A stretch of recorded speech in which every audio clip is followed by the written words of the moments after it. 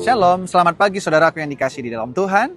Kali ini kita mendengarkan firman Tuhan yang berjudul Penghibur yang turut merasakan. Ayatnya terdapat di dalam Roma 12 ayat 15. Bersukacitalah dengan orang yang bersukacita dan menangislah dengan orang yang menangis. Keterangannya saudaraku, saya menemukan dia agak terpisah dari orang lain yang mengikuti piknik. Kepalanya membungkuk di atas tangannya yang berlesung pipit, ditutupi oleh setidaknya belasan kupu-kupu yang menempel di jarinya. Dengan penuh semangat, kami bergabung kembali dengan yang lain agar dia bisa menunjukkan keajaiban ini kepada ibunya. Beberapa bulan kemudian, tangan kecil yang sama tidak lagi ada lesung pipit, melainkan penuh bekas tusuk jarum oleh pencarian pembuluh darah. Rambutnya yang lebat menjadi tipis dan seperti jerami, dan dalam waktu singkat dia telah tiada, korban leukemia. Meg, ibunya dan sahabatnya sangat terpukul. Apa yang bisa dikatakan atau dilakukannya untuk yang dapat meredakan kesedihannya? Bunga-bunga? Pesan yang ditulis dalam kartu? Tampaknya tidak ada yang cukup.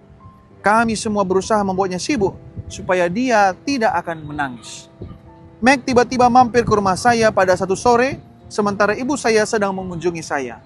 Saya mendadak harus mengurus sesuatu dan meninggalkan keduanya bersama sampai saya kembali lagi.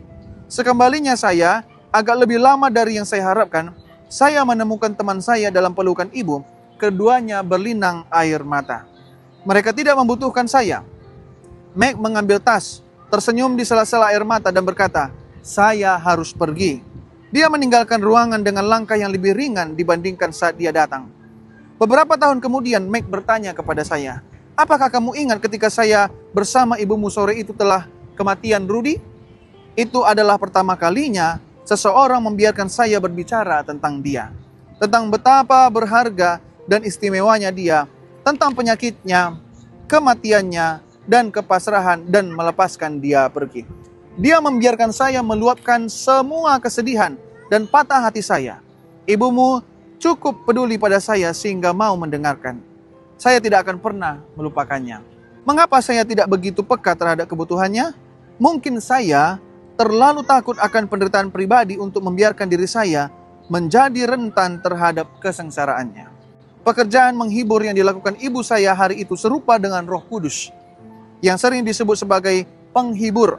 Roh Tuhan tidak sibuk melakukan hal-hal yang menghibur kepada kita atau memberi informasi yang menghibur. Dia ada di sana, dan kesembuhan terjadi ketika saya berbagi apa yang ada pada diri kita, sebagaimana Meg bercerita kepada ibu saya. Pada saat itu ibu saya berada dalam posisi seperti Roh Tuhan. Saya juga ingin menjadi seperti itu.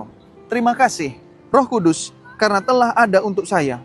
Bantu saya berada di sana untuk orang lain. Saudaraku yang dikasih dalam Tuhan, sering sekali kematian tidak terhindari. Bahkan dengan orang-orang yang kita anggap bahkan tidak pikirkan sama sekali akan menghadapi kematian begitu cepat. Tetapi saudara, sering sekali ketika hal ini kita dapatkan dalam kehidupan kita akan menghasilkan kesedihan yang begitu luar biasa. Saudara-saudara, kita sebagai manusia hanya mampu memberikan penguatan kepada saudara-saudara kita dengan perkataan dan doa mungkin ya. Tapi saudara-saudara, sebenarnya peran yang kita lakukan itu dilakukan oleh satu oknum, yaitu Roh Kudus.